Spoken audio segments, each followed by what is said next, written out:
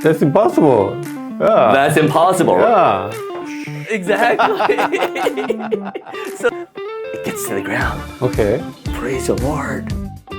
James, nice to see you again. Yes, very nice to be here again. It's our second episode, and Yes. I have to tell you, this is the first time that we invited guests for the second time. Really? Yes. Wow, I'm so privileged. I am very privileged. I think you have a lot of stories to tell. Our audience will enjoy it. Yes. Yeah. So you're a very busy man, huh? I'm not sure if I'm busy. I put or God opens doors and I have my fingers in different places. Okay. Yeah. That's good. And you recently went to Incheon also, Yes. Korea for Lausanne Conference. Yes. How was that? That was amazing. Okay. It was eye-opening for me in terms of listening to God. Was that your first time? Oh, yes. Okay. Yes. Because I've never been to Lausanne Conference, and I heard that it's big. So tell me, about how many people come usually? About 5,000 people. Wow, 5,000. Yes. All over the world. All over the world. Okay. From U.S., from the West, but also more importantly, it's from every country in the world. Okay. And on top of that, this time they were trying to push for younger participants in Lausanne. I see. So it wasn't just all the people who are experienced in missions, Uh-huh. but people who were newer on the ground or people who are struggling with their missionary calling. I see. Because I saw some highlight, videos, and I see a lot of young people. Oh, come yes. Okay. So actually, but does the audience know what Lausanne is? Oh, can you tell? Yeah. Okay. Give us an introduction. Okay. Lausanne was started about 50 years ago. It was 50 years ago, 1974, by Billy Graham, John Stott, and a couple other people. Those are the most famous, but actually they were the followers. I forgot who the person who actually started it, but they brought all the people involved with missions all around the world, and they said we need to actually coordinate all of our missionary efforts. And so that was the first Lausanne, and out of that came the Lausanne Covenant. And every 15, 20 years, they have another Lausanne. So first one was 1974, the second was 1980, late 80s, I forgot. And then the next one was not until 2010, in South Africa, and this was the fourth one, and it's held in Songdo, South Korea. Okay. Yeah. So we won't be expecting another one for at least 10 more years, I guess. More like 15 years. 15. However, there's this is not the only congress. So this every 50-20 they have a congress. But then every few years they have other smaller events. Oh, I see. So in 2 years they're going to have one in Brazil for young leaders. I see. And then it was named Lausanne because they first held at Lausanne, Switzerland. Is that correct? Yeah. That's correct. Yeah. That's correct. Okay. And actually the funniest thing was, in the hotel we stayed at, we were trying to figure out our hotels when we first booked, and it was all booked out. We were late, and all of a sudden, last minute, they said, "Oh, we have a hotel for you." So I was so thankful. And one of the guys at our hotel, he's been to all 4 Lausannes. Yeah. Really? Yeah. That's awesome. And so it was a wonderful experience. Okay. Learned a lot, and more than learning, it was coming closer to people with the same heart all around the world. So at my table, so instead of like rows where people are watching the speaker, it's everyone's on tables. And it's tables of 6. Yeah.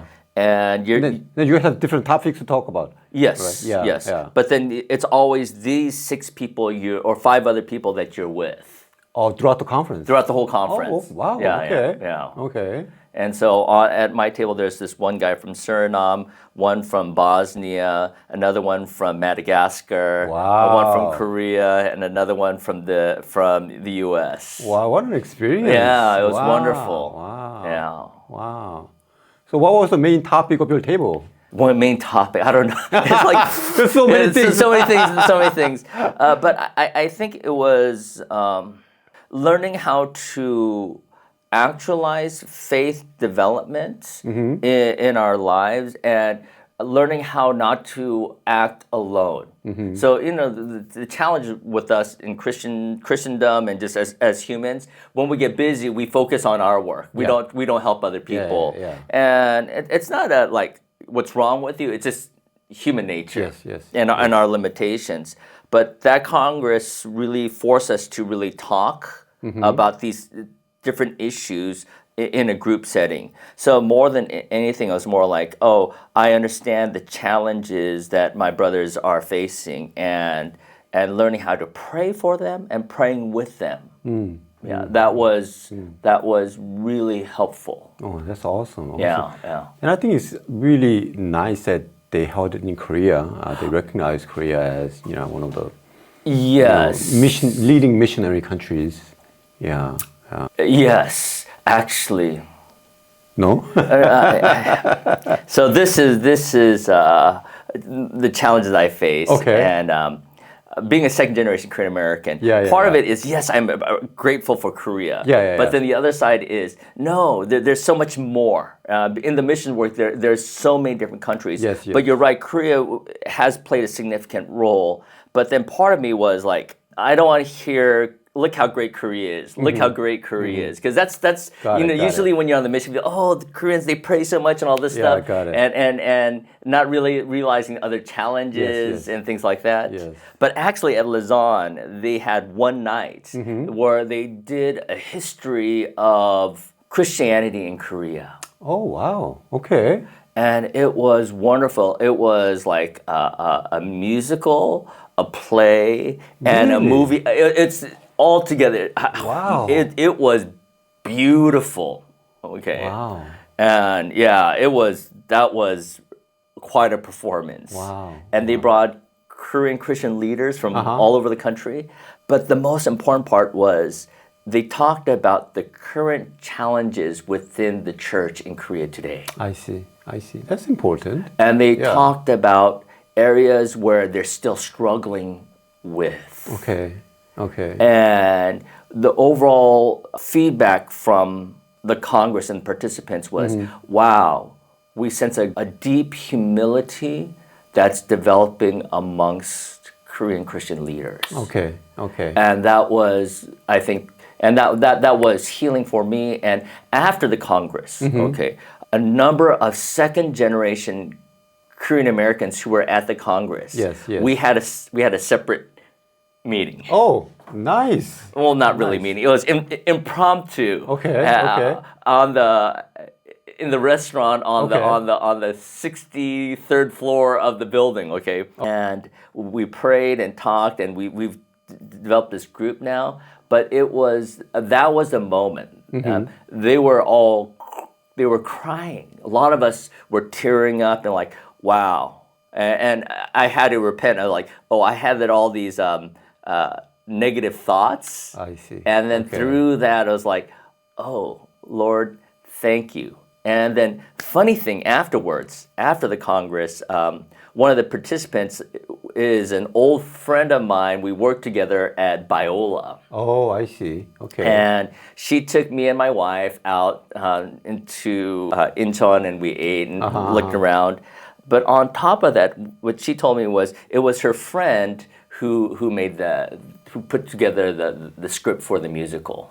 Oh, wow. And so I was like, and then just give me the feedback, and I think that it would be really encouraging for her, and that's what she wanted to happen through this. Wow. Yeah. Knowing the history, it's a chance to better understand that nation, that people. Yes. Yeah. Even though first generation, second generation, we don't know each other that much. And I don't even think all the first generation know the history, the whole history. Okay, got it. Of Korean missions and where it came. We hear bits and pieces, but do we know all the other stories that how it comes together? And actually, one of the things was we said that needs to be actually not for Lausanne. They need to actually put it together, and so that they could share with others. Yeah, that would be nice. Yeah. That'd be nice. So that's my prayer that that happens. Okay. Yeah. I hope that happens. I want to watch it. Yeah. Because I don't know all that, details about Korean Christian history. Yeah. And I saw on my Facebook my missions organization that I worked with. Yeah. They went there as a group and they posted a picture. Yes. I said, wow, they went too. All right. Was it a good experience? Are you willing to go back again? Oh, absolutely. Actually, one thing I regret was I did not take somebody in their 20s to this event. Okay. And I understand why they want to bring young people. Because, if this is every 15, 20 years. Yeah. If you bring the current senior leaders now, in 20 years, we're old and decrepit, right? I know, yeah. So I'll be retiring maybe. past retirement, right? Yeah. So I was thinking, we need people in their 20s and 30s so that they can learn from Lausanne and then they can implement into their ministries as they move forward. And so in 2 years in Brazil, I'm asking my son and I'm asking other people, say, oh, you need to go to this conference. Okay. Yeah. Okay. But you say that there will be another young leaders conference in Brazil coming up soon. In 2 years. Okay. Yes. Okay. So maybe we could convince many people to go there. Yes, absolutely. Start raising money to and finding the leaders. Especially what I realize, and I think things I'll share today is we hear this term ageist, and I realize we think people are not qualified to go there. And or at least I do. And what God is saying is no. Watch me develop people, invite people to this space and see what I will do with them into the future. Yeah. Interestingly, when I was a missionary to Philippines, my home church was sending a team, and then there was a conflict in a way that the leading pastor wanted mature people to go, right? But like some of the parents, hey, can you take my son so he could be changed in the mission field? But pastor, no, he's not ready yet. But you take him so he could be changed. So, which is right, Which is right. I don't think there's a right answer. But I think that may segue into Kenya because that, in terms of me, I was like that. I only want the most mature people. Okay. And that was the first couple of years. And then I'd go through intense 3-month, 4-month training. To prepare them to go. By the end of the 15 years that I sent people, I actually took high school students. I wanted people of all ages and all spiritual levels. And so that it changed, my concept of missions changed. Before it was, we were going there to share the gospel with them. Yes. This is what I share with my team. I go, actually, that's not what we do. What we do is we're not bringing God to them. God's already there. And so all we're doing is pointing to God wherever He's existing. Yes. So the question is, who can point to God? And what I realized, it was everybody can acknowledge, and that came through different stories. Eventually, I took non-Christians even with me to Kenya. And I think that's what I believe too, because even Jesus chose the 12. They're not all ready, there are people that needs to be worked on, right? But that's a radical. I mean, that's a radical concept. To say take anyone. Are you sure? Because you have those passages in Timothy. These are the ones who are qualified. So you have to have all these qualifications. Right. But I think also, what interesting that you mentioned that you just have to point to God. But in order to do that, you have to connect with people, and if some people who's struggling might be able to connect better people in the mission field, and then they could all find God together. I mean, it's amazing how God will work. Yes, I agree with you. I agree 100% with you because by the end, when I was taking teams that were non-Christians, it was interesting. Coming back, oftentimes I would hear, I would hear them say, I'm not a Christian, but if I were going to a church, I would like to go to church like that. I want to hear more of how people who doing what you're doing, serving people, and I realized when the church is, Matthew 5:16, when we're actually doing God's work and pointing to God, He's glorified, and then all these other people who are not interested in Christianity are no longer negative, but now are open to hearing more about the gospel. Yeah. So tell me more about the Kenya ministry. Yeah, you're kind of mentioning it. The funniest things, I think I talked about how I first got to Kenya, right? Yes. But the interesting thing about the first 2 years, this is where God is really wonderful. At that point, I didn't feel I was qualified. I'm doing youth ministry. And as I'm doing youth ministry, I did local outreach. We did this thing called World Changes, where we'd go fix up houses in Highland, California, in the middle of summer, where it's 110 degrees, wearing these suits. But I never took a team overseas, and I was so afraid. And am I qualified? Through all my challenges, am I qualified to take a team over there? So the first 2 years my sister led, but the third year my sister says, James, you're going to be in charge. And I think God had been slowly working in me, saying, okay, not that you're capable, James, but I want you willing. And at that point I said I was willing. I took one person. I took the person I was most close to in terms of my students. And then second year I added a few more, a team of 6, and then it started slowly growing. But in that time, God was breaking me down and saying, James, I am preparing you. Okay. So people look at me now and go, James, oh, wow, you're doing so many great things. And what I realize is, no, I'm not. God is doing it. I get to be along for the ride. And more often than the time, it's my unfaith, but willingness to say yes to you, God. And in that space, when I say yes to you, God, that He expands me and grows me to see new things. So people look at me and go, James, you're doing a lot of good work. And I go, no, it's the opposite. I go to Kenya because God, that's where God really expands me. Not that that's the main yes, we're going there to be with people, and it's not a ministry. So even right before this, I was calling one of my kids in Kenya right before, and we're like, okay, well, I'm sorry I haven't talked to you, but it's family, and this came to a head when you hear these stories in Kenya. Oh, they were rioting, and you had I'm not sure if you remember. I think in 2007, 7 or 8, there was a big bombing in An embassy? No. Was it embassy? It was a shopping mall. Oh, I think I think I remember. That shopping mall is the mall I used to go. I still go all the time. Okay. Wow. So, and you hear these moments of danger, and not just that. There's other times every 6, 7 years they have riots, and then people. Then I had years I had taken a team and they all canceled because they heard about the riots. But what God put upon my heart was, James, are you going there to play? And the answer is no. Yeah.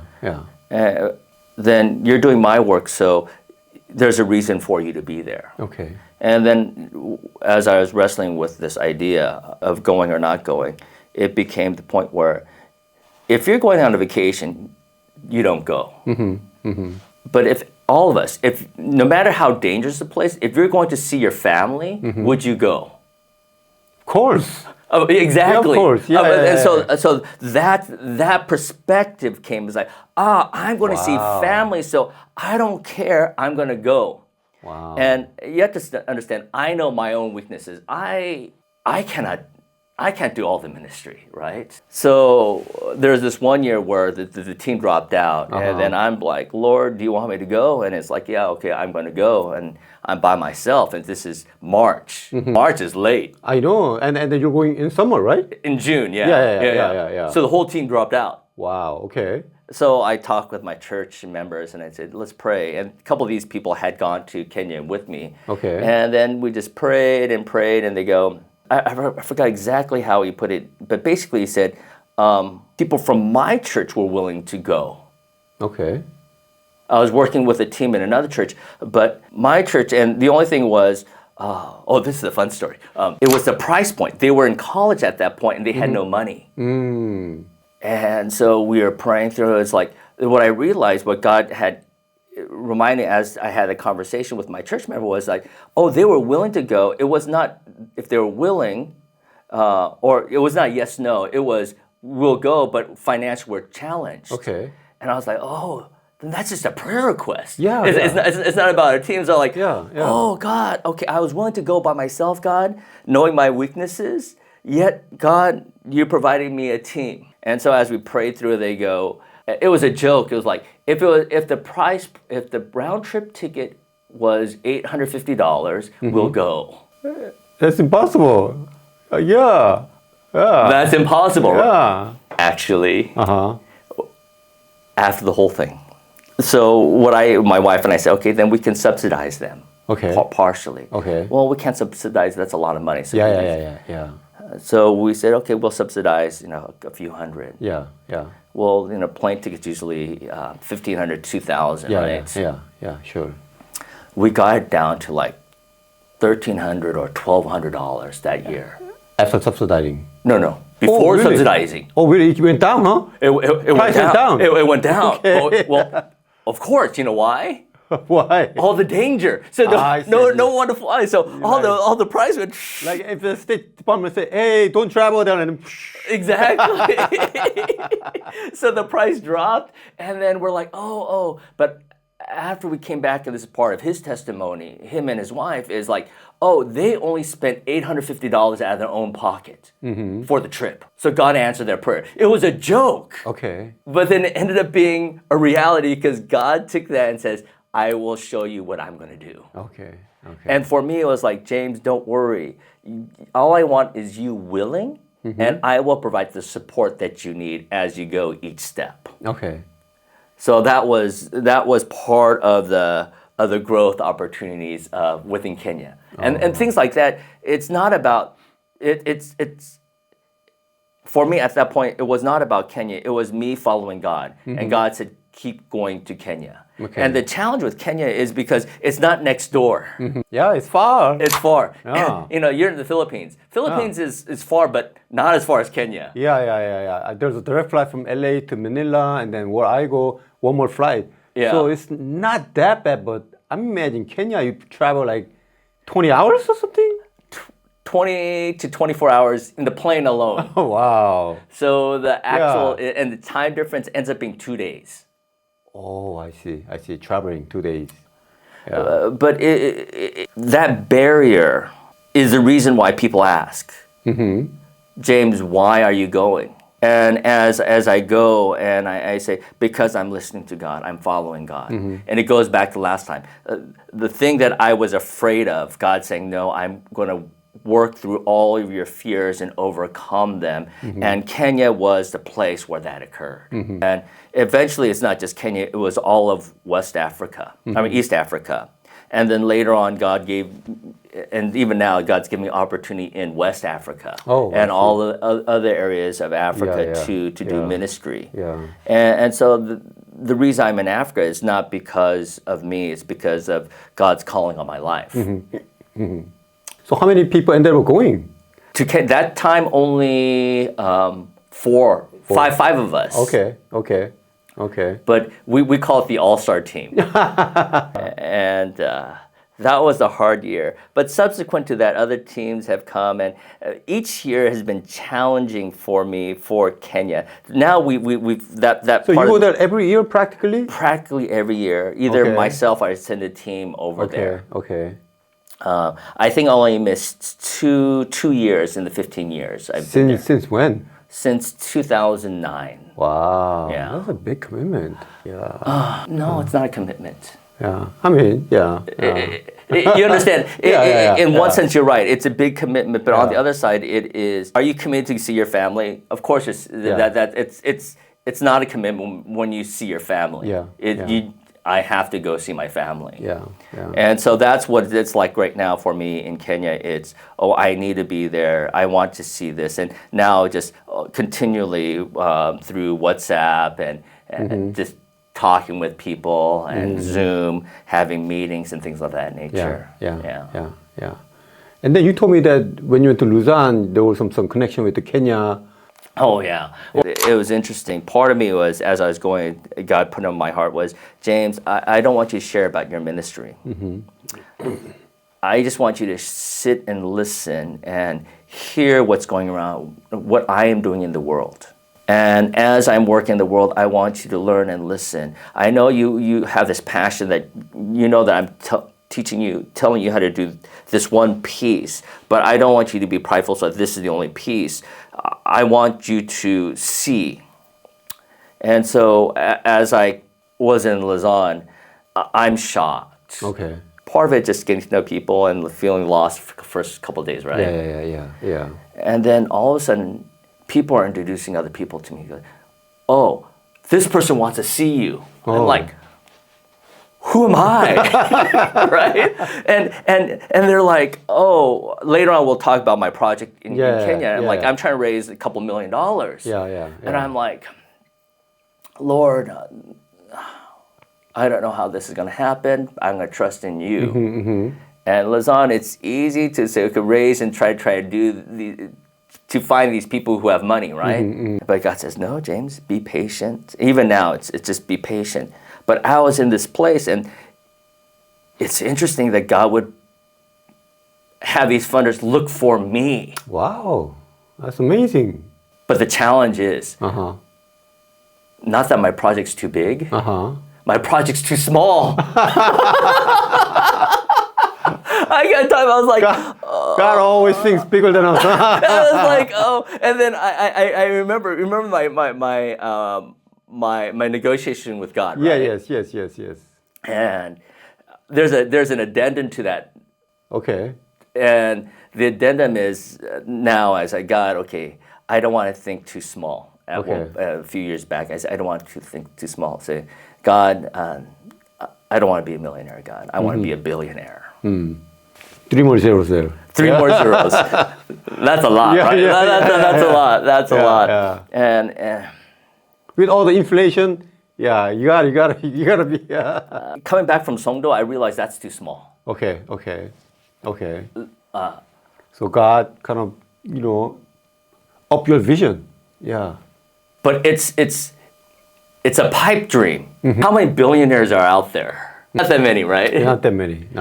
And to get to that point, you have to have some really, here's this product that's going to happen, right? Yeah. But I think for me, it's not the number, but it's an act of faith of, Lord, no matter how large it gets, I'm willing to move forward, not for myself, but really to see, I don't need more money.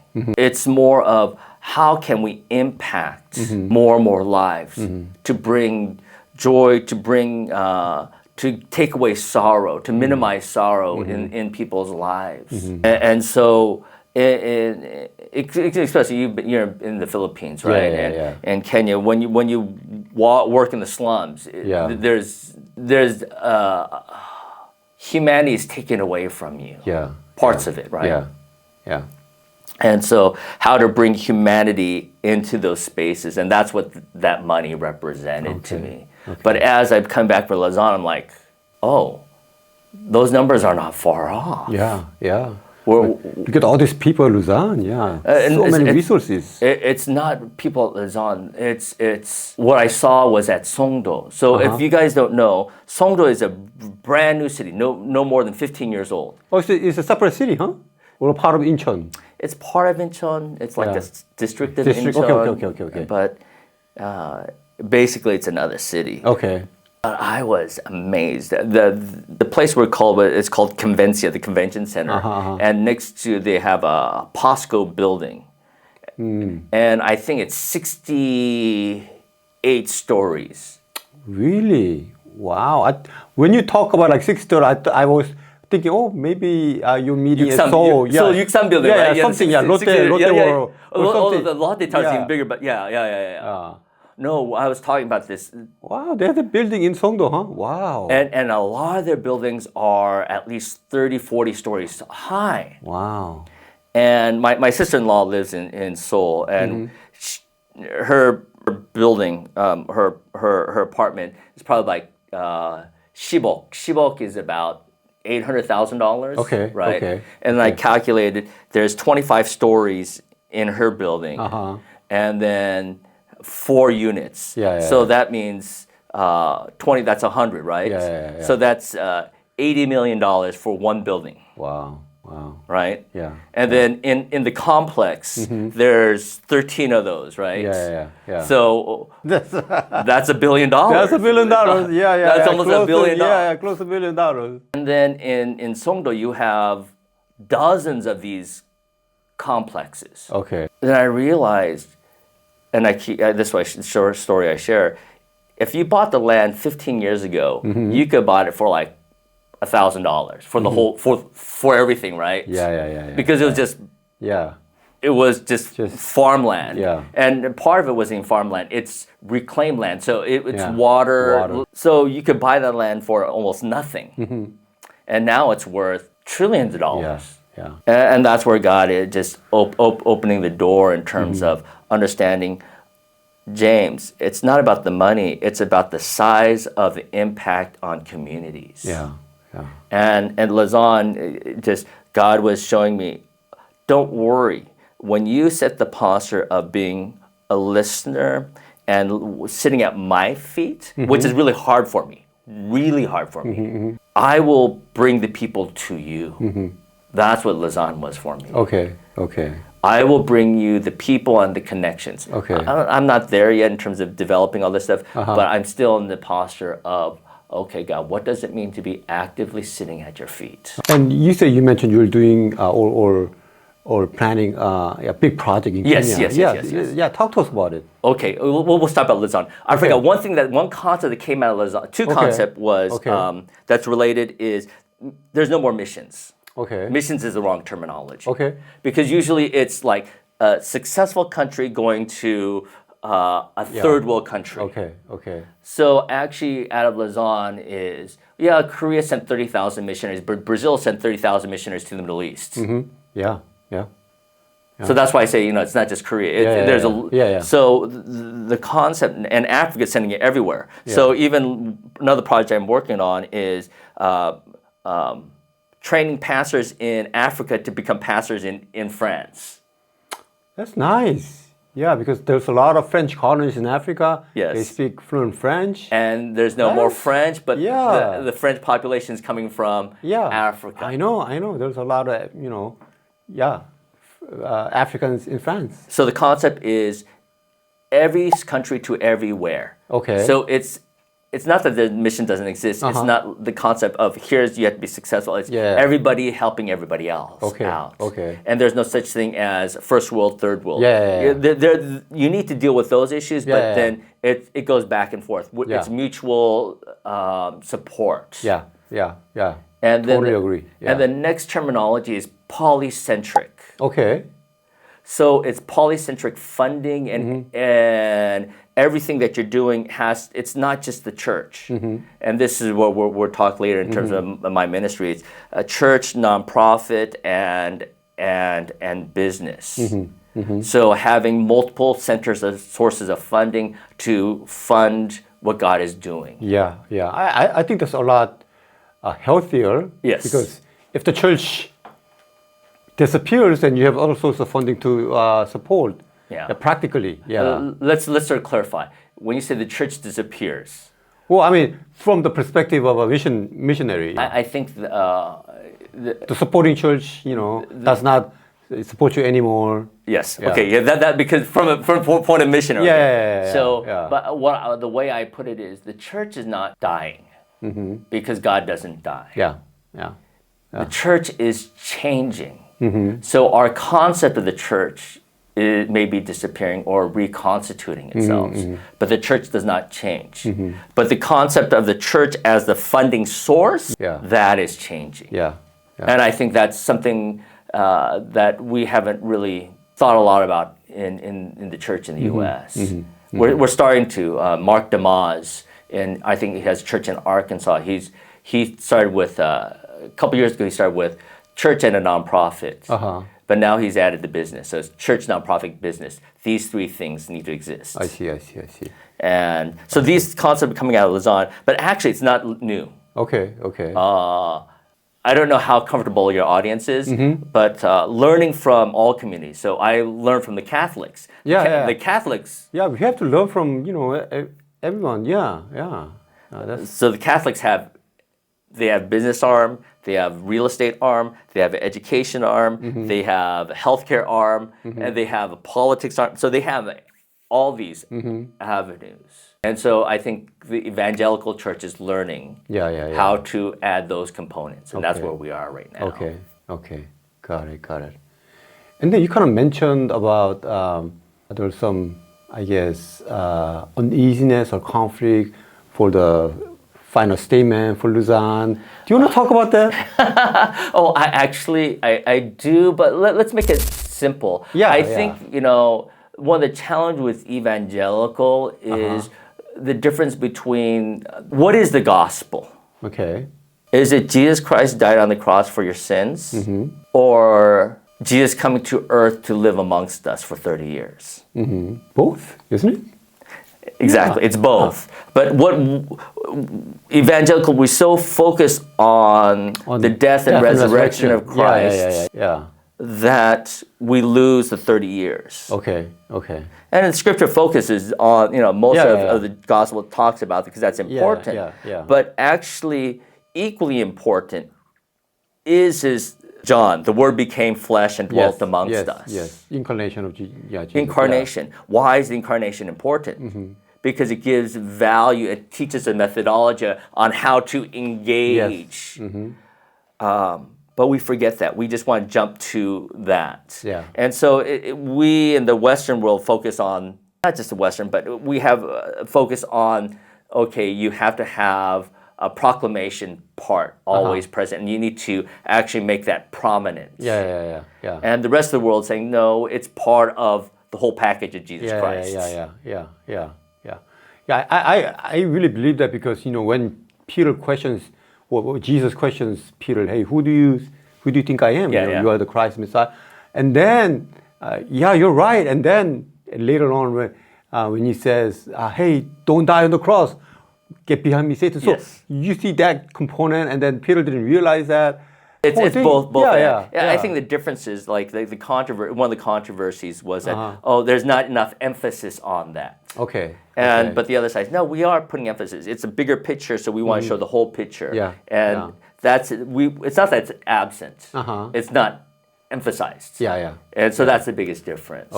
So for Lausanne, they were trying to emphasize the incarnation and 30 years of ministry. Yes. That's good. It is looking at, especially when what I'm learning as you're in different spaces, you're not in a Christian space. How to be a witness. So, how do you let your light so shine before men, that they may see your good works and glorify your Father in heaven. So it is not about glorifying myself, but how do you show God's supernatural power in the work that you're doing. So even like everything I'm sharing today, I mean, do you hear about, James, you did something great? Or it's like, just God just putting things together, right? And this is on a business, large-scale business sense. So I find myself, I need to pray a lot more. Because it's a lot more money. I'm like, I don't know how to do it, God. I don't know. I have these people who are looking, and what do I have in my hands? I don't have that much in my hands. Yeah. I know you're doing a nonprofit consulting ministry. Yeah. Is that kind of tied to your project in Kenya? A little bit, all of it. So Okay. I have a nonprofit, but there's 3 arms. Okay. One is education. Okay. One is leadership, and one is housing. Okay. So Okay. that gives you the whole breadth of it. Okay. But the funding part is going to be in the housing sector. Okay. So this time in Kenya, what I learned when I first came back, dealing with affordable housing and homelessness here in California for a number of years, I realized the solution is to find housing that's affordable for the masses. Okay. And so what I did was create a model in Kenya where there's a 5% return rate. Okay.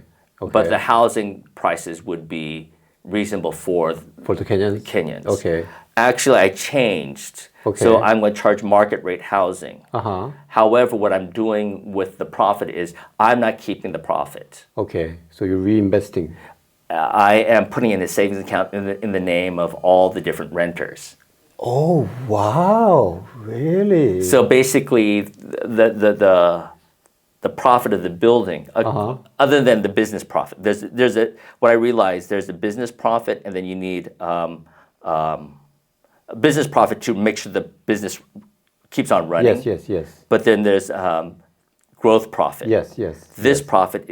The growth profit is reinvested into the people. Okay. And not into the owners. Wow, that's awesome. So there's that. But when I did that, but the challenge was that because the profit margins were so low, it's hard to get people to buy into that. I see. And this time when I went there, there's a growing middle class. And so in Kenya, it's growing a lot. Oh, I see. Okay. And more money is being poured into Kenya, so it's growing like crazy. But if we build the $2 million, $1 million, $2 million project, the return is 25%. Oh, wow! Is that the housing project too? Yeah, that's a housing project. Okay. So charging. So this new part is charging. Building this building and for the middle class. Okay. And charging their current market rates. Okay. And then from there, return the money to investors. Okay. The initial money plus a little profit. Okay. But after that, having that money build houses for the for the lower income brackets. Yeah. And what I discovered was with the numbers is every 2 years, a profit for this one building can build another building in the slums of Kenya. Every 2 years? Every 2 years. That's fast turnaround. Yeah. Wow. And so this is this is prior to Lausanne. Okay. So I'm like, okay, God, I think this is what you're doing. And it's not just me. Other people are saying, bring the ideas and putting this together. And yes, I make the numbers work. I being an engineer, spreadsheets are my thing. I can do spreadsheets. But then I took it to Lausanne. I realized, wow, there's other people who have similar ideas, or doing other forms of the same idea. Okay. And the funny thing is, none of us purposely started this way. It's you back into this because we all started with missions as gospel proclamation. Yeah. And then challenges forces us to bring new ideas in. Yeah. But then what I realized, it's not situation. God provides a situation to transform us into the things that we need to become. Yeah. So So your financial arm is the affordable housing project. Yes. And then you're or just housing in general. Yeah, housing in general. And then that's funding the leadership and education. Leadership and education, and it's not just funding; it's being part of it. So, what in the back of my mind is, in America, we thought housing was the solution back in the 50s and 60s. Yes. So we created projects. Yes. Have they worked? No, not really. Actually, no, they don't. Yeah. So housing alone is not the solution. Okay. but it needs to be part of a larger solution. So I'm working with a church in Kenya. Okay. And that's part of this affordable, part of the ownership group. It's not Okay. just me, it's the church and people there. Okay. And they're the ones who take their members and their neighbors to help them grow. So they do the leadership arm. And part of the profits from this building project goes directly to there. I see. Because you need the in the Yeah. U.S. we call it for the homeless we call it wraparound solution. Okay. So how to do that from a biblical perspective in the slums? Yeah. Tell me a little bit about your leadership and education part. Those are developing. Okay. Yeah, you share your vision. Yeah. Growing. Well, the experience in education. You and I. That's where you and I are, right? Yeah. The question I had was how many second-generation Korean Americans are in the immigrant education space, theological education space? That there used to be quite a few, but I feel like numbers kind of dwindling. I don't know of any. Oh, other than okay. myself. Okay. I mean, you are 1.5, right? Yeah. But I mean, for second Oh, you mean generation. education, not in a pastoral ministry. Not a pastoral ministry. I'm talking about in the seminary space. I know very few. Yeah. But most of them are not in the immigrant space. Yeah. They are in the in mainstream, Yes, like correct. at larger seminaries and other correct. Yeah, that's mainline correct. seminaries. Correct. But in the immigrant space, I think I'm the only one. Yeah. I think so. Well, the only You're reason a special breed. Yeah. The only reason why I know is because when we go to those meetings, right? Yeah. You know, we everyone's speaking English, so everyone's like, it's not GMU. It's every seminary like, James, you go and talk, right? Right? Yeah. And I think that camaraderie and the reason and the fact that I'm not like, okay, it's only GMU or it's only Miju Changshin. It's no, how the space where I am is I want to see all immigrant seminaries be able to take the next step forward. Okay, for second generation. Not just second generation. See, I think it's broader than that. Something I learned recently was Trinity TEDS. Yeah. Trinity Evangelical Divinity School. Yeah. Right? In Chicago. In Chicago. That's an immigrant seminary. Oh, I didn't know that. I just found out. Wow. Okay. So when it first started, it was a Bible study, and it started in Swedish. Oh, really? Yes. Oh. Norwegian and Swedish were the primary languages. Okay. But see, fast forward now, you go just TEDS, right? Yeah. Then why can't PTSA be in 20, 30 years, or 40 years, just PTSA, not just Korean? It has Korean roots, but just PTSA. Yeah. How is Grace Mission University, not just that, but in 20, 30 years, it's just Grace Mission University. Yeah. Actually, in fact, I tell now, most of our population is not Korean, right? How about what percentage is not? In the school? Yeah. I think like 90%. Yours is 90%. Still. Ours is only 40, 50%. Really? So Korean are minority? Or are becoming a minority. More minority. Yeah.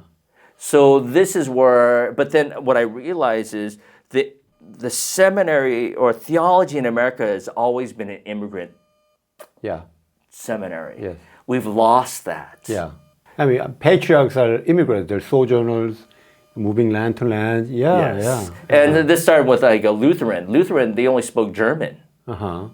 Even to the 1950s, they only spoke German in the churches. Yeah.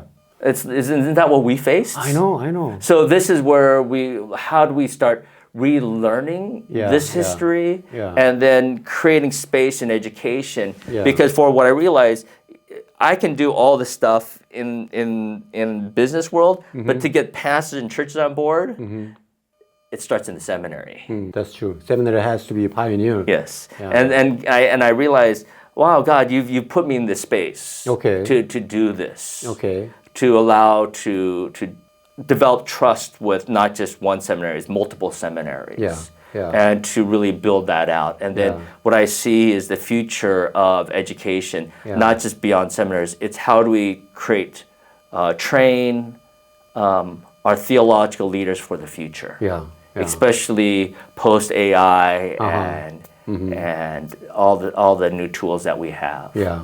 Yeah. So that's part of the education arm. Okay. And what I'm doing actually in Africa is I'm doing consulting for a seminary, trying to revamp their theological program to incorporate, understand how Africa uses technology, and then creating a hybrid model where you use modern concepts or current concepts of education and to bring that to reality in the African world. I see. I see. Yeah. Oh, that's awesome. Yeah. That's awesome.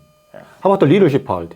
Leadership part, that's not as developed yet. Okay. But part of Okay. it is, like I said, is empowering local congregations. So when I do housing, it's never, it should never be a Western solution. Okay. This is where God has taught Yeah, me. yeah, It's yeah. like, James, every time you've run by yourself, you failed. Wait for me. Wait for me to bring people around you and people with passion for the same subject.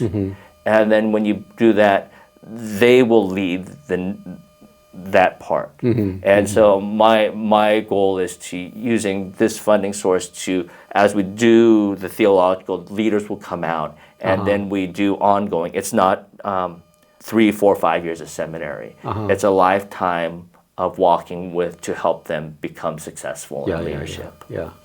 Wow, that's awesome. I mean, we had a first podcast a couple months ago, I think. Yeah. And then in that 2 months, a lot went on. Oh wow. I haven't told the stories yet. I mean, Okay. Tell us the story. I'll tell you one story. Okay. Yeah. Okay. Okay. And you understand, all the stories sort of intermingle. Okay. Because what I find out is God throws curveballs all the time. Okay. So this is true honesty. Okay. Full disclosure. Part of my trip to Korea was not ministry focused. Okay. My wife wanted to play golf. Okay. All right. I'm a beginning golfer. Okay. So going on golf trips is not really. I only play at my golf course. I don't play elsewhere. Okay. But she said, let's go. And she has a team of people and they went on a golf trip. And they said, okay, James, you join in. She said she's doing it for me to help expand me. You gotta obey your wife, man. Yes, I said. Before I'm like, okay, honey. These days, it's all you. Yeah. All you. Oh, very wise man. Yeah, why is it? So I said, the group that I'm golfing with are primarily Koreanized, like people in Korea and people in her worldview in terms of the fashion business world. Okay. And so I said, okay, my Korean's not that great. Okay, but I'll tag along. And so we went to Japan for 4 days. Okay. Before Korea. Right after Lausanne, the next day, we flew to Japan for 4 days. Okay, I see, okay. And it was interesting.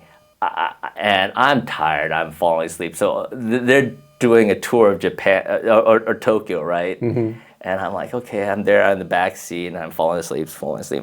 I wake up and we have a flat tire. Oh. And we're in the middle of a bridge over the water in Tokyo. Oh, wow. There's no AAA. No AAA. Okay.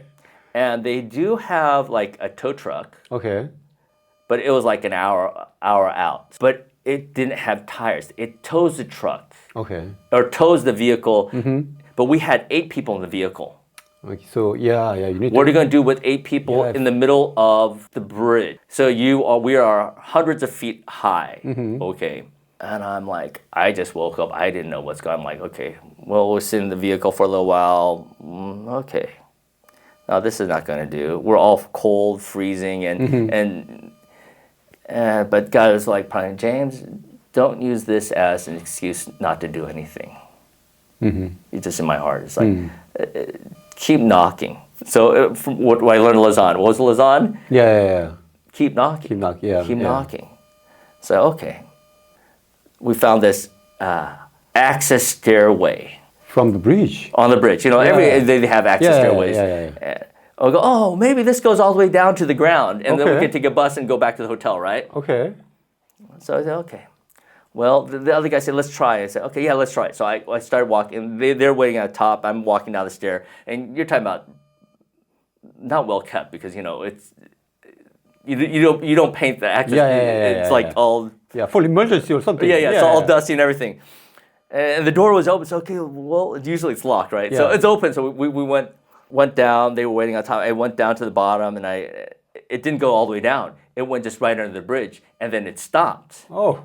And then it went under the bridge, across the bridge. So it was dark across. I'm like, Lord, am I gonna die? Probably not. But you know, in my mind, I was like, and it's like, okay, Lord, what do we do with obstacles? And the Macedonian call came to mind. No, going across the bridge. Go until you feel like it's really dangerous. Otherwise, just keep moving. It's just your fear. Just keep moving forward. Okay. So I went across underneath. It was getting all dirty and dank, and they went to the other side. Then all of a sudden started spiraling upwards, and I'm looking down. I'm like, wow, this must be kind of high, huh? Yeah, you know, there's no way I'm gonna survive that, right? And then going and I feel because I have a little bit of a fear of heights. But I'm like, okay, just keep going. So I'm going up the stairwell, and then I come up on the other side, and there's another door. So I go out the door, I open the door, and it goes, there's a rest area. Oh, okay. I've never seen that. This is Japan, so I know. I go there, and there's cars parked. I'm like, oh, there's cars parked. And then inside they have a building, and they have coffee, you know, the coffee and all these vending machines. And restrooms, like, Lord, praise the Lord. So I feel like, I'm going to heaven. Right? So I'm rushing back to the other side, and everyone's scared. Okay. But we go to there, and we're like, Lord, thank you. Thank you. Praise the Lord. But we're not done because we have to get off the bridge. We're still on the bridge. So we're trying to find solutions to get off the bridge. And then random people we asked random people, oh, you speak English? And they try to call. I go, no, there's no way. Can we get Uber? No, nothing. Can we walk? No, we can't do it. We're stuck here. And we just pray, and then like they're just like, okay, they're just happy that they're not in the car. Okay, they're in the rest area. I'm like, no, this is not the end of the solution. We need to keep pushing forward. And back of the rest area, there's this another door. Restricted, right? You know, we're not supposed to do it. Do I care? I do care, but I'm like, no, we need to get off. So I'm like, oh, let's try. And then we go in there and downstairs, and they have an elevator. One of those services that's not really It goes all the way down to the bottom. Oh. I open it, and there's garbage, you know. Throw away the garbage. But then I'm like, okay, let's try it. Well, it gets to the ground. Praise the Lord. We're not up there. We're down at the ground. And so I tell them, it's okay, bring everyone down. We try to open the door. Well, actually, I brought two people. So, okay, we can't bring everyone down. Okay, you hold this door so it doesn't lock. You make sure this doesn't lock. So but then we found out it goes to the street. Okay. So, oh Lord, thank you. Wow. So long story, we got down there. Then getting to the subway station and getting all the way back home. But it was like, funny story. But God was teaching me James. And I think all of us, even everyone in the audience, you face this like, oh, here's the barrier. God, and we sit there and cry, God, you've given up on me. What's wrong with me, right? But this story, it was teaching me in a very tangible but simple way. Don't worry, keep walking. Just hold my hand and keep walking and see where I'm going to take you. And the funny thing is, through the whole trip, that was at the beginning of the second day into Japan, 10-day trip. And so that laid the foundation for me to develop a relationship with everybody else. Okay. Because everyone was behind me, and You're the one who's leading it, huh? But they're all high. They're much older businessmen, retired people like that. And I'm the youngest. I'm like, okay. But then that's and they're more Koreanized, and They listen, they follow, and that helped lay the foundation. Oh, okay. That's not the end of the story, though. But that's the end of the story for now. Yeah. It was amazing because through that experience, God opened more and more doors. And even now, it's like, oh, that's a fun story, but that God opens another door over here that I wasn't even expecting. Yeah. I think that's true for God, for not only you, for anyone else who obeys and just follow. And just be in tune with how God will lead, and then He's gonna open the door, and then you just have to wait. Yeah. That's awesome. Wow, James. Yeah, thank you for your chance to do the second podcast. Thank you for inviting me. Oh, no problem. An honor, first time. Wow. You know what? I think you are very active in many kind of ministry, and I want to invite you like at least every year or every half year, and then hear your update. I think it's funny. Yeah. All the mistakes that I do and the things that God opens are like, oh wow. It more than it's not. It's like, it's that posture. Just, God, you're gonna do it. I just need to be ready and not ready, willing. Willing. He will make us ready. Yeah. Thank you. Thank you for your time and wonderful stories. Yes. Yeah.